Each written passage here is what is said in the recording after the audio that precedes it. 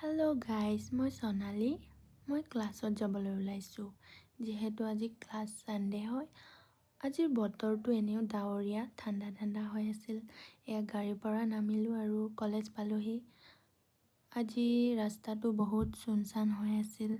ঠাণ্ডা বতৰৰ বাবে মানুহবিলাকে চাগে ঘৰৰ পৰাই ওলোৱা নাই। ক্লাছ খতম হোৱাৰ পিছত ফুলবোৰৰে ভিডিঅ' ল'লোঁ দুটামান, কাৰণ ফুলবোৰ ইমান ধুনীয়াকৈ ফুলি আছিল।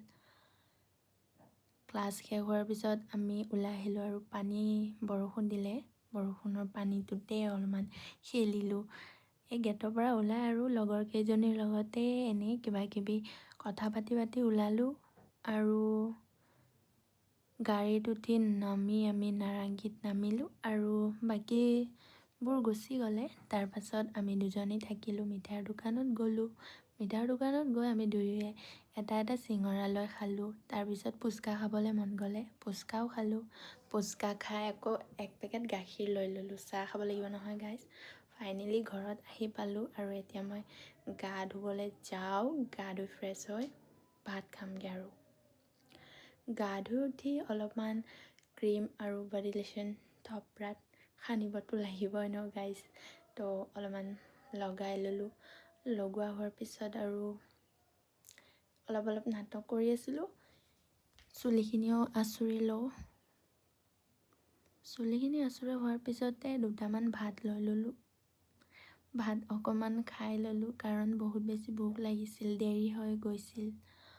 আৰু ভাত খাই উঠাৰ পিছত আৰু বৰষুণেই ষ্টাৰ্ট দিলে। ঠাণ্ডা বতৰ, এতিয়া আৰু বেলেগ একো কাম নাই। সেয়েহে অলপমান ৰেষ্ট কৰিম বুলি ভাবি টোপনি মাৰিবলৈ ওলালোঁ।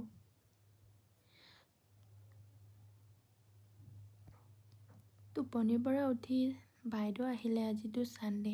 বাইদেৱে ৰসগোল্লা আনিছে আৰু বাইদেৱে গাখীৰো লৈ আহিছিলে। ময়ো আনিছিলোঁ বাৰু, একো নাই, চাহ খাম। তাৰপিছত আমি মই ভাইটি আইতা ঘৰত গ'লোঁ। এইজনী মোৰ বাইদেউ। আইতা ঘৰত গ'লোঁ আৰু তাতে গৈ পিনি আমি চাহ ৰসগোল্লা খালোঁ আৰু চবৰে বহাৰ ষ্টাইলটো চাইছেনে গাইজ? চবৰ মচন্দটোৱে বেলেগ। আজিৰ ব্লগটো মোৰ ইমানেই। Bye bye.